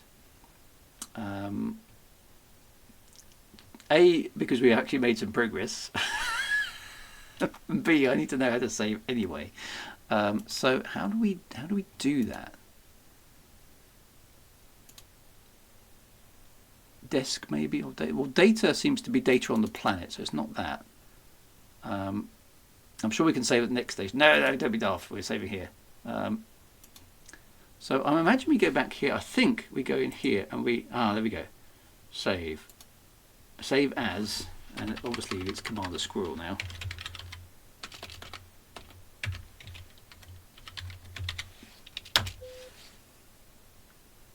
Error from Elite. To save, drag the icon to a directory viewer. If I knew what that meant, I would. Is this the directory viewer? Drag the icon to there. Oh, there we go. That's worked. I've made a file. Yay! Yeah, it's a weird UI. I'll give it that. Definitely weird. Okay, so I've now saved Commander Squirrel, which I think if I go back into there, we've now got 130 credits. Right, okay, so now we need to go... The problem is we need to go back to Lave, and Lave is way more dangerous than Leasty is. So I was going to buy... Let's do machinery. we should be able to buy, well, we should be able to buy 1 ton of computers and 1 ton of machinery. That only leaves us 5.7 credits. Have we got enough? Oh, we can't get. Oh, we can get to DSO. DSO is probably safer than Lave. Lave is dangerous. Ridquat would be insane. We will do that in a future stream, of course. I think DSO is where we need to go, and I've just got enough fuel to get that. So that should be okay. So let's see if we can do another milk run to DSO. Hyperspace. Oh.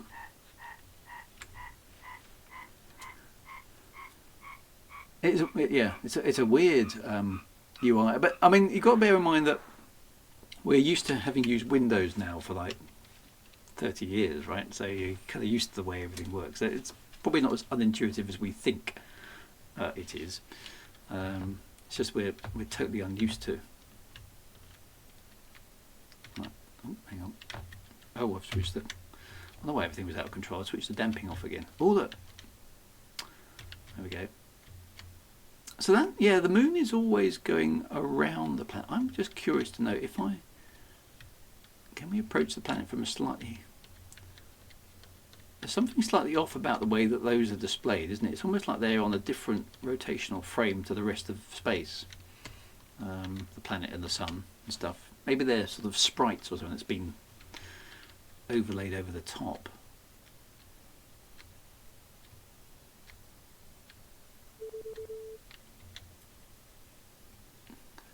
That doesn't. Those ships are heading my way. Yep. Oh. Waters. Right, I'm going to see if I can get these. There's only 2 of them, so I might stand a chance here. If I can get. Oh, hang on, it's the A key. I keep pressing space. Oh. At least I've got full shields.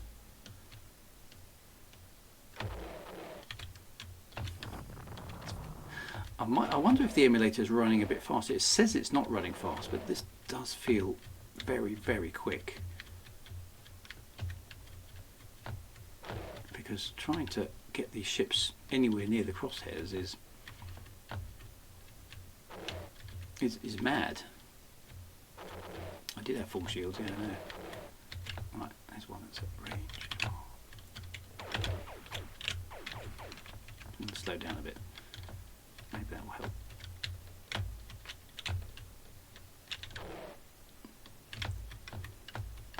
I'm not dead. Not yet.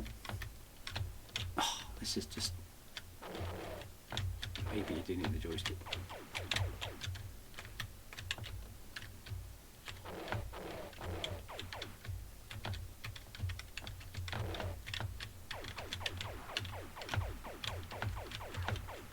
What's it dropping there?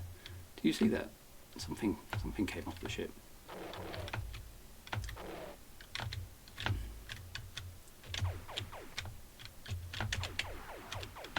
Oh, is that bits of the hull? That's quite a nice effect. I like that. Looks like it's got some sort of rear-firing weapon. Does that mean I put its shields down if I'm shooting bits off the hull? They're quite tough. Well, the pulse laser is rubbish, obviously.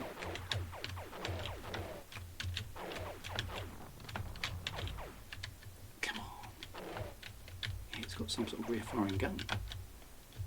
Oh, that's the other ship hitting me.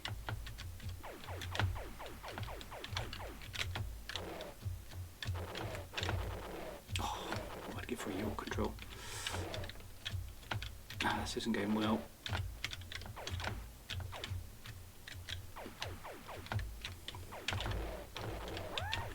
Oops.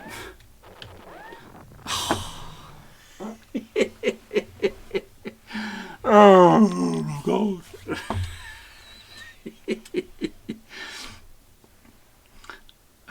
Dear. This is right. Okay, so actually that's quite good. It's going back to my last save spot, which is quite nice. That's quite good. So that at least is a useful time saver. Yeah, it is a bit brutal, isn't it? Let's try again. I wonder. I'm curious to know if the emulator's running a bit fast or not. I'm not sure it is.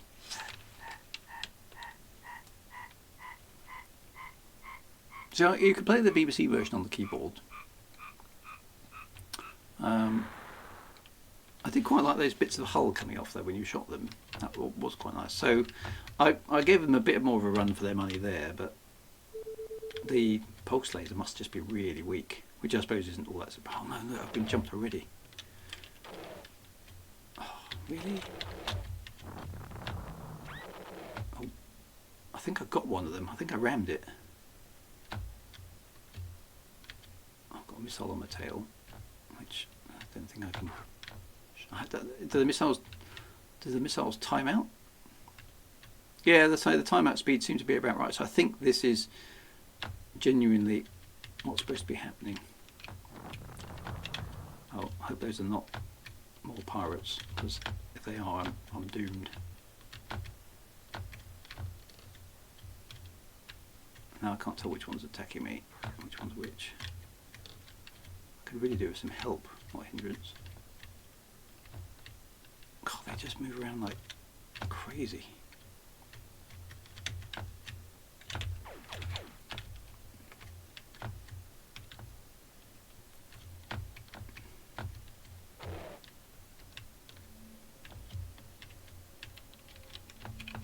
Now, those other ships have ignored me, so that's at least good. Can I get a kill?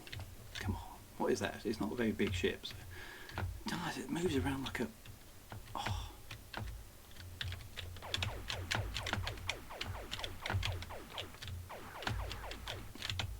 Is that a sidewinder? No. Oh, I got one! Killed it! Yes!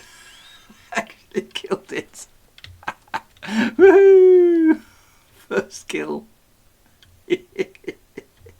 Oh, that was actually quite satisfying. That was a sidewinder. Oh well, you got to start somewhere, right?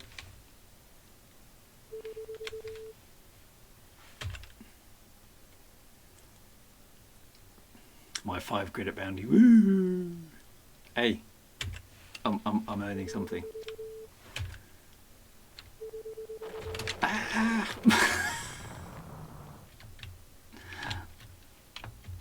Okay. Now I've got 2 ships again. Looks like another sidewinder. Yep, that's definitely a sidewinder. I don't know what the other one was, but it's not a sidewinder. So where are the police? That's what I want to know.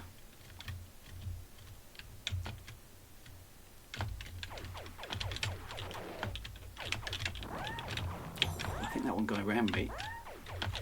Now I've got to be super careful. But it's only the sidewinder left now.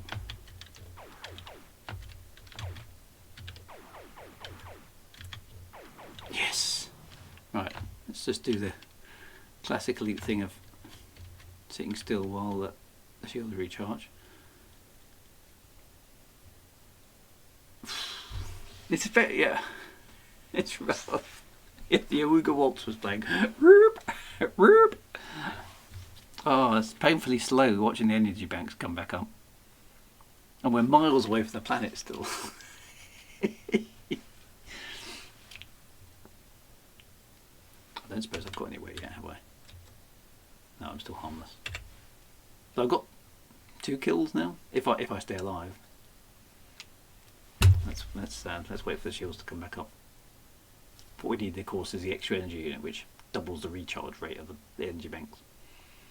But we need cash. We need monies for all of these things. Fortunately, you can at least save your game. I wonder if you can save it here. Oh no, there's no option to save it here in space, is there? No, because the menu's disappeared. So we can only save at the space station. Okay, that kind of makes sense. It's a bit annoying, but there's no icons on the screen. But the mouse has entirely disappeared. They refill faster if you turn off the life support. Do they? Do they? That's excellent. First played this on the Electron. You didn't get the shimmer effect on the sun. No, that's true. Did you get that on the BBC? It definitely wasn't on the Spectrum. it might have been on the Commodore 64, but that's quite a nice effect. It differentiates the sun from the planet quite nicely. The BBC did have it. Okay. I mean, yes, I could. I don't know. Is there an option to snapshot the emulator? There probably is, isn't there? File. I could do a hard reset. That doesn't actually. No, there doesn't seem to be an option to snapshot with the emulator, which is surprising. Right, the shields are almost back up. It was on the Beeb. Okay. Yeah, that makes sense. It's quite a nice effect, that. Oh, it takes ages to recharge the shields. There they go. Forward shields are back online. Your ship is very weak, which I suppose is fair. Oh, something's coming in from behind me. Is that a hostile ship? No, it's not. Good. But yeah, brutal gameplay.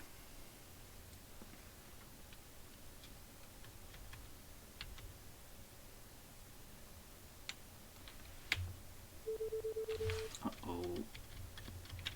I'm not happy. No, they look hostile. Are they though? They haven't opened fire. It's a sidewinder though, so... Yeah, he's making attack. Oh, ran me again. I think the other one was an adder. Yeah, it's an adder.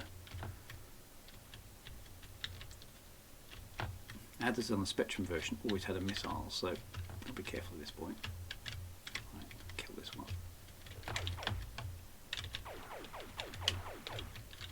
I do like the little bits of damage that come off. That's quite nice. I think we do need to try a joystick next week. See if that will make things easier. Oh, I should have joined them. Somebody else has joined in the party. What's that?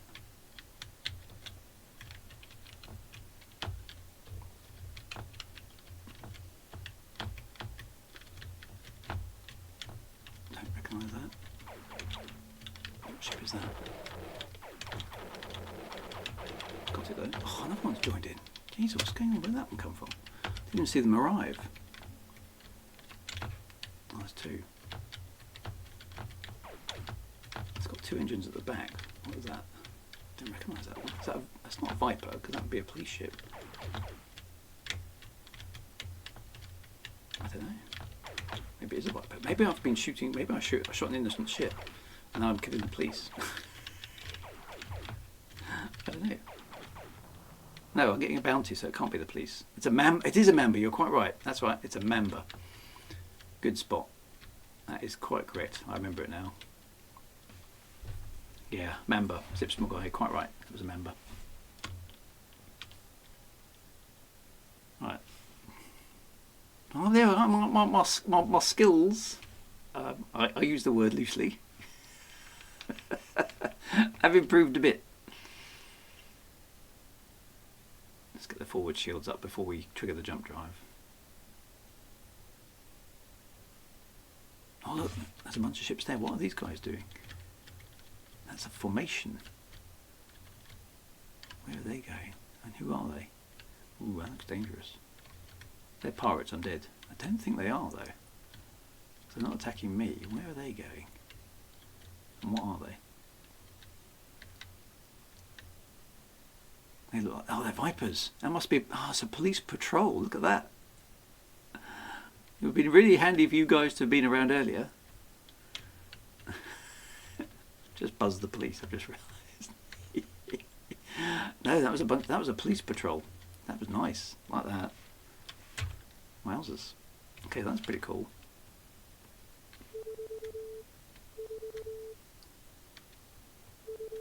Right, we're in space station space. Yay, we did it. Right, all we've got to do, of course, now is dock. And then I'm going to have to go and have a lie down. Yeah, on Steve Tyler says on the Amiga version you can press I and then when you target your ship it'll tell you what it is. It doesn't seem to have that option. It doesn't do anything. No, there's no. I mean, I can target it with a missile and it says target found. maybe the ident computer is something you have to buy. I don't know. Oh, this is a more traditional Coriolis space station. Should be alright with this one. So let's swoop in and do standard docking maneuver. Woo! Not a ship coming out of the docking port as you fly in. That's very dangerous. Is there no port control? Yeah. 8 kills to be mostly harmless. I am currently still harmless. Yep. So no, I've got nothing yet. Right. Of course, now we've got to dock, which, as we know, is insanely hard.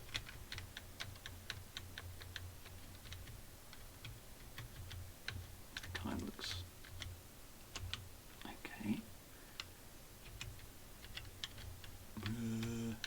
It's drifting. Not committed. I'm going to go in. That's so stressful. Yay!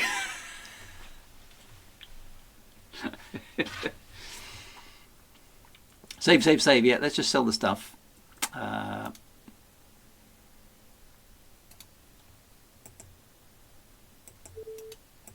Here we are at 170. We've almost doubled our money. Classic gameplay. Oh, right. Well, 4 minutes to. I think I'm going to basically say yes. That's okay. Now, how do I just? Right. So save. Okay. Yeah. Okay. It does save from that perspective. Brilliant. Everyone to the space bar. So okay. So I mean, first impressions are. I mean, it's way superior to any 8-bit version I've played. It's insanely difficult, but Elite always was. I really quite like. I like the moon. That was quite interesting. We're going to have to play around with the moon next week and see if we can ram it. Obviously, because for science. I really like the other ships doing their thing. We've seen some miners doing their thing. Pirates obviously doing their thing. Haven't seen any pirates fighting other pirates yet, but maybe we'll see that at some point. We've seen a police patrol as well. So yeah, so there's clearly already quite a few things in here that are more than the original version of the game. So yeah, it's been a fun ride. So I hope you also found it quite interesting from a kind of technical perspective and 16-bitness and RISC versus CISC and all that sort of stuff. Yeah, the moon is more likely to hit us. Extreme litho breaking. So we'll continue with that. I don't know how long we'll play this for. I'd like to see if we can get to a point where we've got a decent amount of kit, like a docking computer and stuff. And we are at D, so what sort of equipment is available? Is it just the standard list of stuff? Yeah, it is pretty much, isn't it? ECM, pulse laser, beam laser, force scoops, energy bomb, docking computers. Docking computers, 1,500 credits. Yeah, it's going to take us a while to get there, isn't it? So yeah, we've got quite a long way to go, as per classically anyway. So we all know what we're dealing with there. But yeah, that's pretty good. So very interesting indeed. Daddy Hoggy, I know you're about to finish, but I keep forgetting to resub, so that's done there. Thank you very much, Daddy Hoggy. Good to see you. Appreciate that. Good to see you once more on the stream. So yeah, so that was a bit of a playthrough of, or at least introduction to the Acorn Archimedes version. It heralded the best version of the original game that ever there was. So so far, quite impressed. Quite impressed. It's definitely got a lot more to it than the BBC, the Spectrum, and the C64 version. Yeah, you've got all the fill vectors and polygons and all that kind of other good stuff. So it makes it quite fun to play. But was it difficult? I'll see if I can get the joystick up and running for next week, because I do have a joystick. It says in the emulator that it should support joysticks of a sort, but we'll see if that actually allows me to fly any better. Daddy Hoggy says I love the Archimedes version. We had a copy at sixth form. See, I was way out of school by this point, my friend. So shame I'm not streaming on Wednesday. There's a new ship being revealed. I shall have to react to that a week later, alas. But it's my wife's birthday, so what can I do? Anyway, my friends, see you same time, same place next week for more Acorn Archimedes Elite. But until then, right on, Commanders, and 07. I will see you soon. Take it easy. Be good. Bye-bye for now.